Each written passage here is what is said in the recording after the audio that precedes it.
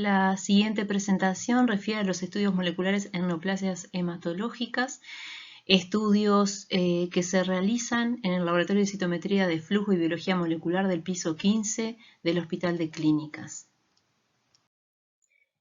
Los diferentes estudios que realizamos en el Laboratorio de Citometría y Biología Molecular son los siguientes. Nosotros realizamos la detección de alteraciones en diferentes genes que están asociados a diferentes patologías. En el caso, por ejemplo, de la leucemia aguda mieloide, si nos enfrentamos a una promielocítica, realizamos la detección del PMLR-alfa, que es un gen de fusión. Si es otro tipo de leucemia aguda, entonces realizamos la detección de FLT3, tanto la alteración, la mutación puntual de 835, y también realizamos el estudio de FLT3 y TD, o sea, la presencia de duplicaciones internas en el gen FLT3, ya que son blancos terapéuticos. Anteriormente nosotros realizamos el estudio de NPM1, CEPA, CKIT, para este tipo de leucemias. Actualmente utilizamos un panel de genes que lo vamos a mencionar más adelante. Y bueno, también realizamos el estudio de genes por secuenciación como el TP53, SXL1 y RUNX1. Estos genes están contemplados dentro del panel, por lo tanto, tanto de NPM1, CEPA, KIT, y los que mencioné anteriormente están contemplados en el panel, por lo tanto no realizamos más los estudios gen por gen. En el caso de los síndromes mielodisplásicos, sí, seguimos realizando los estudios SF3B1, si es solicitado, y TP53, aunque también incluimos pacientes de síndromes mielodisplásicos para analizar por el panel de NGS.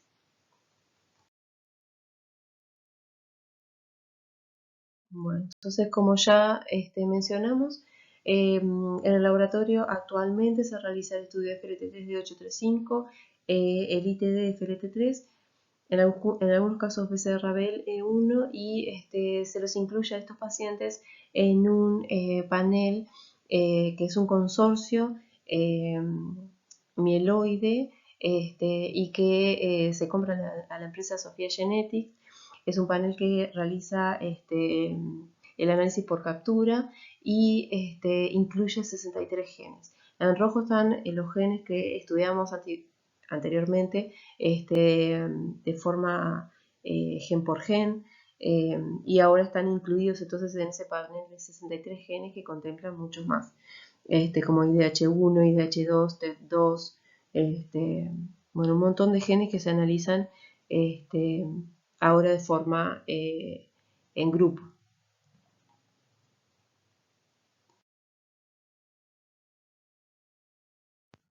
La leucemia promielocítica aguda es un subtipo de leucemia mieloide aguda caracterizada por la translocación del gen PML en el cromosoma 15 con el gen RAR-alfa del cromosoma 17, lo que genera una proteína de fusión denominada PML-RAR-alfa. Esta alteración es somática y se la denomina translocación recíproca entre dos cromosomas, el 15 y el 17, y balanceada ya que no hay pérdida de material genético. El gen RAR-alfa codifica para un factor de transcripción denominado receptor de ácido retinoico alfa, que controla la actividad transcripcional de genes importantes en la maduración de las células de la sangre. Específicamente, esta proteína se une a ciertas regiones del ADN y recluta proteínas que reprimen la transcripción. En respuesta a señales externas y específicas, las proteínas represoras son removidas y entonces otras proteínas se unen a RAR-alfa, induciendo la transcripción de ciertos genes y la diferenciación celular. El gen PML codifica para una proteína supresora de tumores que previene el crecimiento incontrolado de las células y se encuentra en estructuras denominadas cuerpos nucleares. Bloquea el crecimiento celular, la proliferación e induce apoptosis. La proteína de fusión PML-RAR-alfa no responde a las señales de inducción de la transcripción y los genes permanecen entonces reprimidos. Se produce un bloqueo en la diferenciación mieloide y una acumulación de promielocitos leucémicos, como se ve en la figura de la izquierda. La adición de ATRA entonces resulta en la degradación de la proteína de fusión y su liberación, permitiendo que la proteína normal RAR-alfa se una a los genes diana y promueva así la transcripción, permitiendo la diferenciación de los promielocitos a granulocitos maduros. En el laboratorio se realiza la detección del gen de fusión PML-RAR-alfa. Para ello se realiza una extracción de ARN mensajero y luego una RT-PCR con primers específicos para detectar los tres posibles transcriptos de PML-RAR-alfa. En la figura A se observa el diagrama esquemático de la estructura de los exones e intrones de los genes PML y RAR-alfa que están involucrados en la translocación. Se indica la orientación del centrómero, el telómero, el número de exones y las regiones de ruptura relevantes. Las regiones de ruptura BCR1 y BCR2 están yuxtapuestas en el intrón 6 y exón 6 respectivamente. En la figura B se muestra el diagrama esquemático de los tres tipos de transcriptos PML-RAR-alfa que están relacionados a los diferentes sitios de ruptura. Los números que se muestran debajo del gen de fusión refieren a los nucleótidos del exón involucrado y las flechas indican la posición relativa de los primers. El número refiere a la posición 5' de cada primer y en la tabla de la izquierda se detalla la secuencia de los primers utilizados. Una vez que se realiza la RT-PCR para el gen control, en este caso utilizamos el ABL, y se realizan las PCR para las tres variantes del transcripto de fusión, se analizan los productos en geles de agarosa y se determina el tamaño y se confirma la variante que presenta el paciente. Del lado izquierdo están las imágenes de dos geles de agarosa, donde se migraron los productos de PML-RAR-alfa amplificados en la RT-PCR. En el gel superior se observan las bandas correspondientes al gen ABL como control, y lo que se espera es amplificar el ABL en todas las muestras analizadas, salvo en el control negativo, en el que no agregamos material genético, y en este caso, en esta PCR, no es necesario correr ningún control positivo.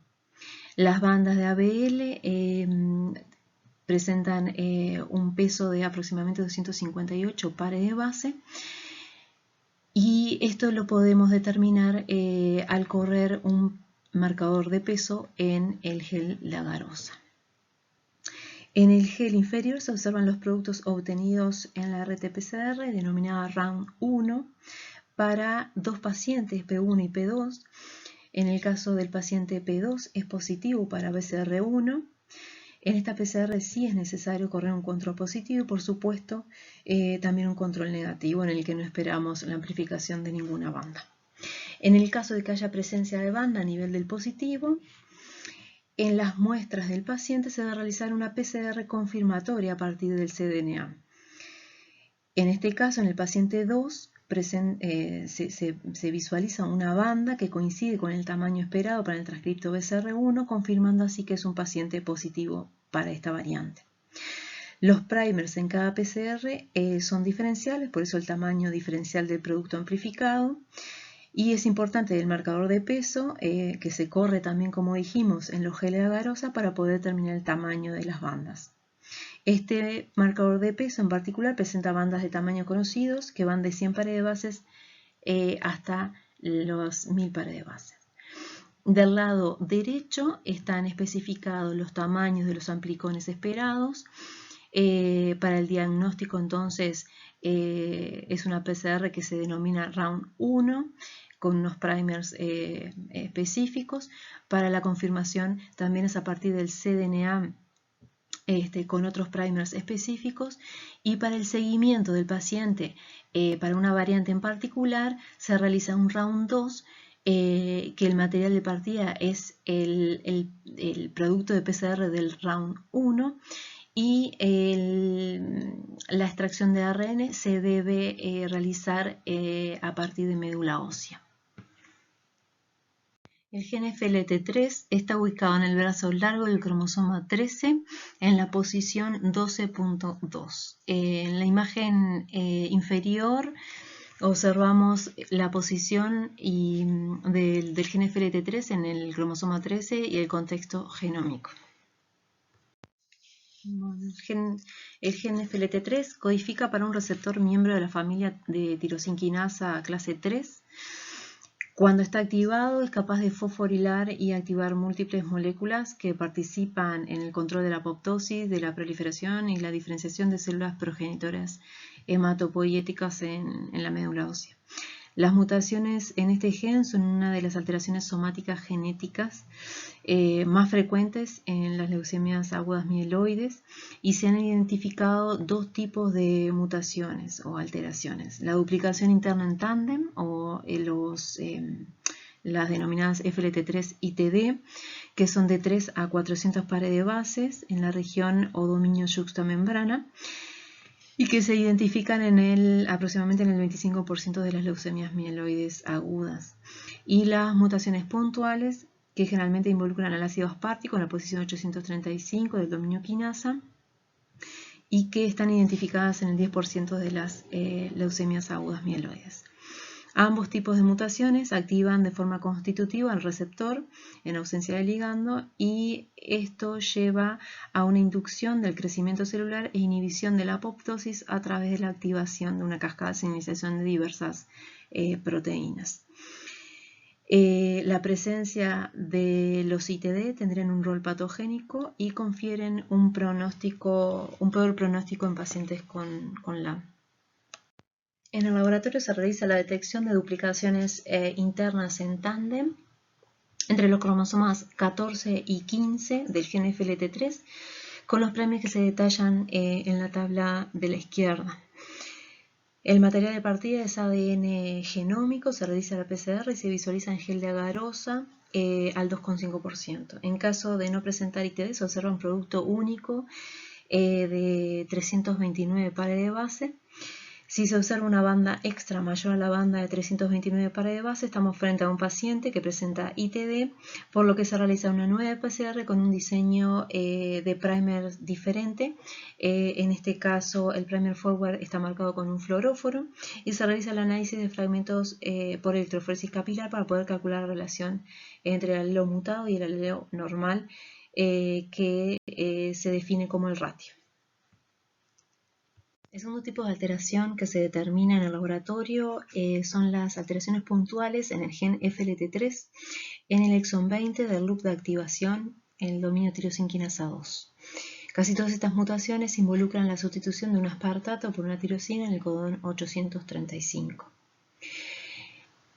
El material de partida para identificar este tipo de mutaciones es ADN genómico y se realiza una PCR con los primers especificados en la tabla de la izquierda, y luego se hace una restricción con la enzima EcoR5.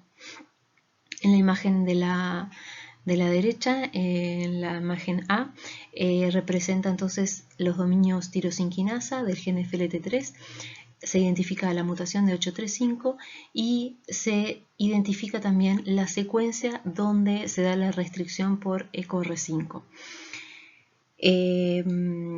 Los codones D835 y el codón I836 están codificadas por esta secuencia de nucleotídicas GAT-ATC, donde que es reconocida por la EcoR5 y reconoce ahí sitios de restricción.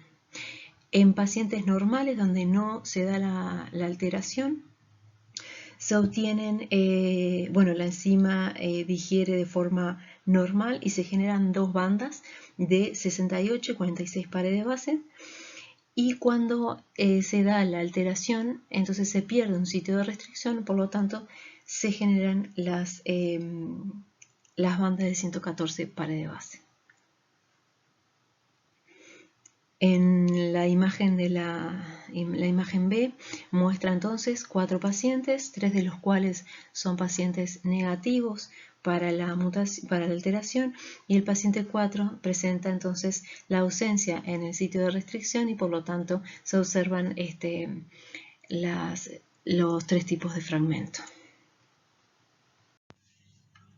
El gen TP53 es un gen que se encuentra en el cromosoma 17, en el brazo corto, en la posición P13. Contiene 22.000 pares de bases y 11 exones, y codifican para un ARN mensajero de 2,2 kilobases. Es un gen que codifica para una proteína supresora tumoral, funciona como factor transcripcional y en situaciones de estrés celular regula la expresión de genes involucrados en el arresto del ciclo celular, en la apoptosis, senescencia, reparación del ADN y cambios en el metabolismo de la célula. Es el gen más frecuentemente mutado en cáncer y las mutaciones van a alterar la función normal del gen, provocando daño en el ADN y afectando a la supervivencia celular y a la proliferación celular. En general, la presencia de mutaciones en TP53 tiene un impacto negativo. La activación y el control de la actividad de TP53 es crítica para la acción supresora de tumores. En la imagen de la izquierda, la imagen A, muestra que en ausencia de la señal activadora de TP53, los niveles de la proteína son mantenidos en niveles basales en las células por la E3 ubiquitin ligasa MDM2 que ubiquitina TP53 y lo marca para su degradación por el proteasoma. En la imagen B, muestra que la proteína TP53 controla la expresión génica en ausencia de un estímulo activador, reprimiendo, por ejemplo, la transcripción. En la imagen C, muestra que cuando hay situaciones de estrés celular, como la expresión de un oncogen, el daño en el ADN o disfunción metabólica, se genera rápidamente la acumulación de la proteína TP53 y su activación, en parte inhibiendo a MDM2. Luego de la activación, la proteína actúa como factor transcripcional, regulando la expresión de una variedad de genes que codifican para ARN mensajeros y microRNA, entre otros, que están asociados a diferentes procesos celulares. Las modificaciones como la acetilación y la fosforilación en TP53 influyen en su función. En la siguiente diapositiva se observan dos imágenes. La imagen superior es un esquema de la organización del gen TP53 de 22.000 pares de base y que presenta 11 exones representados como cuadrantes azules en la imagen. El tamaño de los exones e intrones se muestran en pares de base. La gráfica inferior representa la frecuencia de las variantes TP53 detectadas en los exones individuales. Está tomado de la base de datos UMD TP53 y esta base de datos incluye las mutaciones detectadas en la línea germinal y las alteraciones somáticas detectadas por NGS de los exones 2 al 11. Vemos que la mayoría de las alteraciones encontradas son detectadas entre los genes 4 y 10.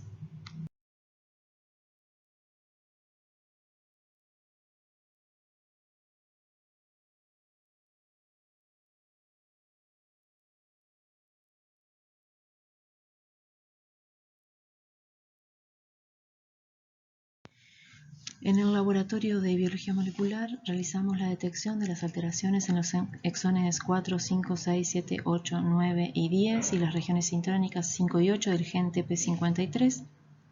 Para ello realizamos entonces una PCR a partir de ADN genómico. Para realizar la PCR utilizamos los primers que están disponibles en el protocolo de la IARC y que se visualiza la secuencia en la tabla que está a la derecha. Luego de la PCR confirmamos la presencia de los fragmentos y detectamos que sean fragmentos del tamaño esperado en geles de agarosa al 2,5% y luego ese producto lo enviamos a secuenciar por Sanger a la empresa Macrogen. Luego los resultados se analizan y el análisis de las secuencias se realizan con dos tipos de programas, un programa GLASS que es de acceso libre y un programa que se denomina Mutation Surveyor, que es necesaria una licencia anual para poder utilizarlo. La siguiente presentación muestra un ejemplo de una alteración en el gen TP53. Es un ejemplo de un paciente que ingresó al laboratorio para realizarse el estudio de los exones del TP53.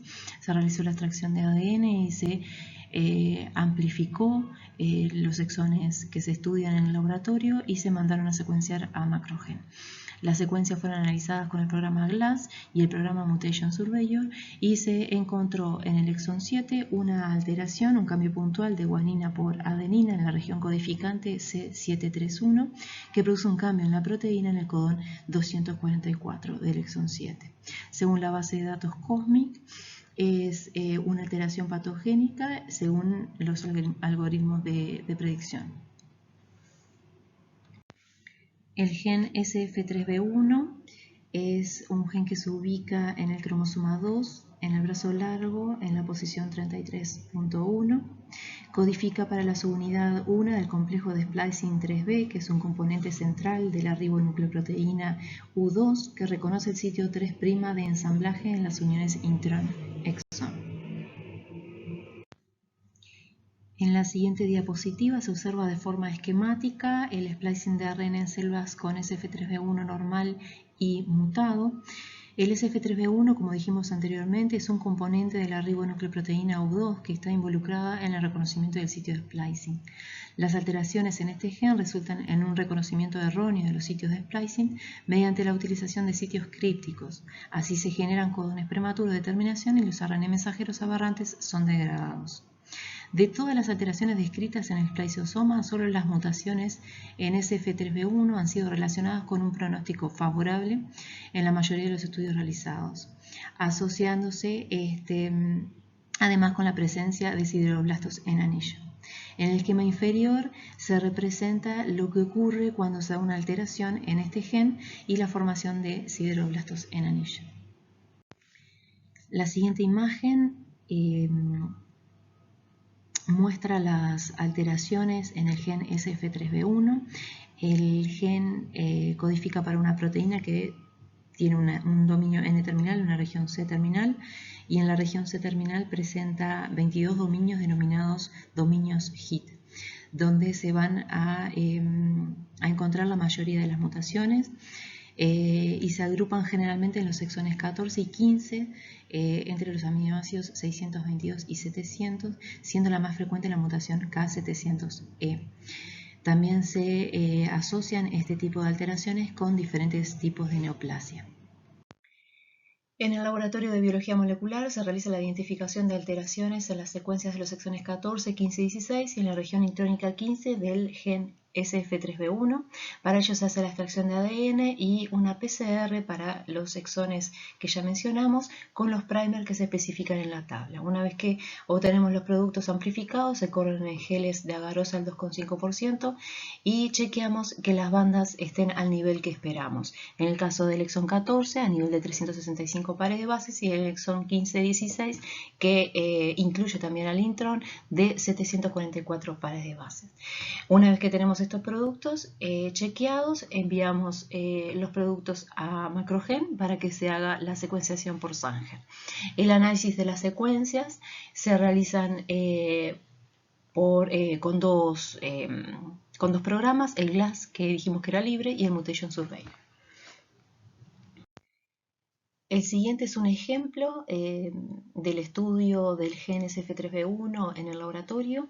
Se realizó el estudio de los exones 14, 15 y 16 para un paciente y se detectó una alteración en el exón 14 del SF3B1 que produce un cambio de aminoácido y es una mutación puntual en la región codificante C.1986, cambiando el nucleótido citosina por guanina, y según la base de datos COSMIC es una alteración patogénica según el algoritmo de predicción.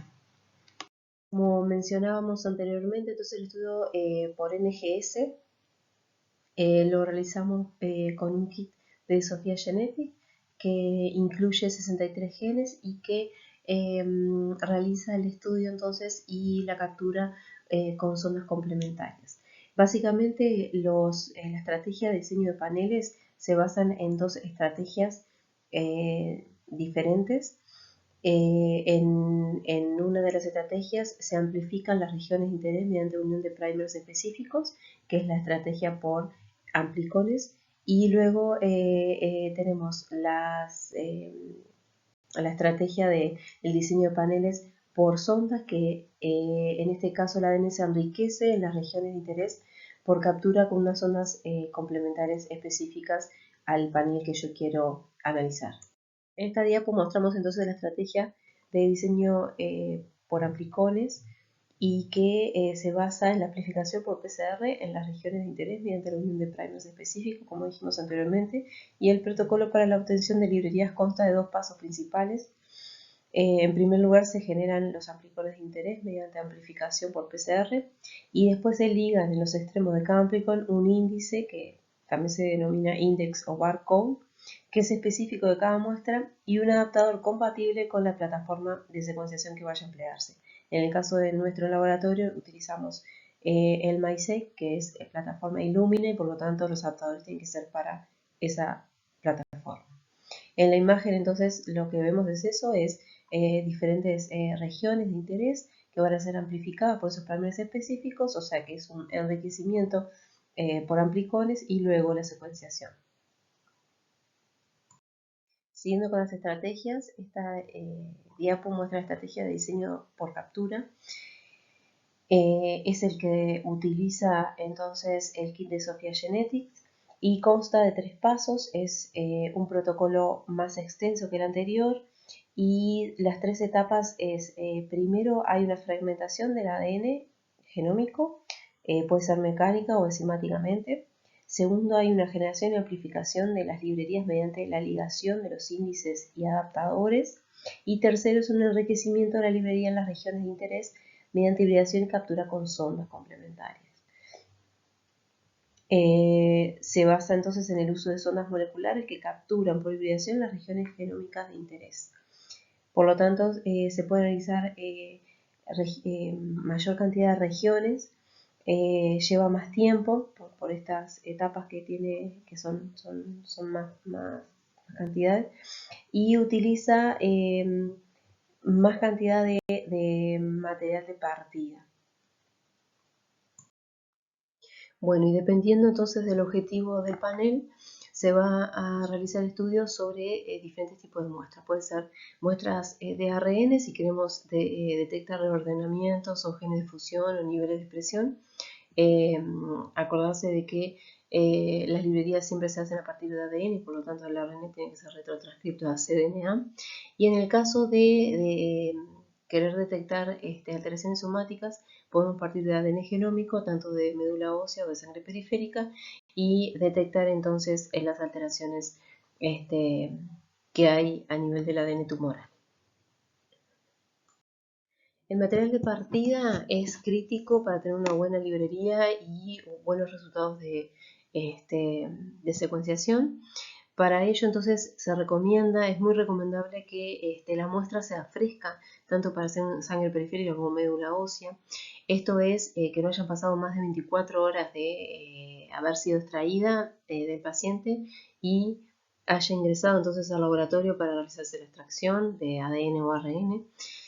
Sin embargo, también hay, en algunas circunstancias, hay ingresos o de material fijado en carnoy o muestras parafinadas, y también se puede realizar entonces las librerías, pero por ejemplo para las muestras parafinadas se recomiendan plicones y no por captura, porque el material ya está bastante degradado. Por lo tanto, la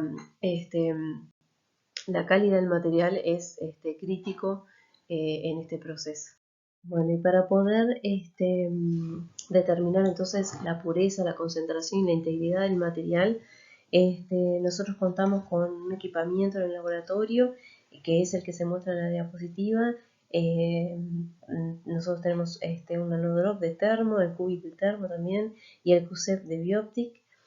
Son 3 equipos que son muy importantes para evaluar la calidad, ya que la pureza, en el caso de la pureza, ¿no? Las impurezas como el fenol y las sales de guanidina interfieren en la sensibilidad y la eficiencia de las reacciones enzimáticas y afectan a los valores de concentración. Lo mismo que a nivel de la cantidad y concentración, una estimación errónea de ADN o ARN puede alterar las interacciones de la muestra y enzima y producir como resultado inhibiciones no deseadas y malos resultados en la preparación de las librerías. Y con respecto a la integridad, una alta proporción de fragmentos degradados influye de forma significativa no solo en los valores de la concentración de las muestras, sino también en el proceso de ligamiento de los adaptadores durante la preparación de librería. Por lo tanto, estas tres características tienen que ser evaluadas y analizadas antes de realizar una librería, y ahí se ponen, están los valores de referencia. Por ejemplo, para el ADN la pureza tiene que ser mayor a 1,8, en el ARN de 2. La concentración entonces por el qubit se hace por métodos florimétricos, que son mucho más sensibles, y en el caso de la integridad hay valores también estándares, donde se trata de obtener valores de RIN y de DIN para el ADN mayores a 8. En la imagen también están las diferentes plataformas que utilizamos. Para la extracción de ADN utilizamos el QIAQ de QIAGEN, que de forma automatizada realiza la extracción del ADN. Ahí tenemos también kit para ARN. Y bueno, los termocicladores que son importantes a la hora de realizar las librerías, y el equipo MySeq de Illumina, que es el equipo donde finalmente se realiza la secuenciación. Luego que constatamos entonces que la muestra es adecuada, realizamos la preparación de las librerías por captura, en este caso con el panel de SOPHiA GENETIC, que ya habíamos dicho entonces que incluye 63 genes, que están incluidos los genes que anteriormente lo hacíamos uno a uno, y bueno, y están todas las regiones que se analizaban anteriormente de esos genes. Y bueno, se incluyen muchos más. Aparte se incluye también la variación del número de copias, por ejemplo, para todos los cromosomas que están detallados en la diapositiva. Y bueno, luego de la preparación de las librerías se hace la secuenciación con el MySeq, con el equipo que anteriormente mostramos en la diapositiva. Y luego se hace el estudio bioinformático de esos resultados, para luego dar un informe al paciente. Para finalizar, les mostramos el formato de un informe de NGS que se realiza en el laboratorio, donde consta con bueno, el título del informe, los datos del paciente, el nombre, la cédula, el tipo de muestra que ha ingresado, el dato clínico, el doctor que ha solicitado el examen, la fecha de ingreso de la muestra al laboratorio y la fecha de el informe, de emitido el informe, donde se informan entonces variantes de potencial utilidad clínica, como son, por ejemplo, variantes patogénicas o probablemente patogénicas, su interpretación, la metodología empleada, la cantidad de los genes que son analizados, el software que se utiliza para el análisis y las bases de datos que se utilizan para el análisis de las variantes. La cobertura también está explicitada en el informe, y las limitaciones de la técnica, así como las regiones no cubiertas, firmados por los responsables del laboratorio, y bueno, tiene que tener toda esta información para que el informe pueda ser correctamente interpretado. Muchas gracias.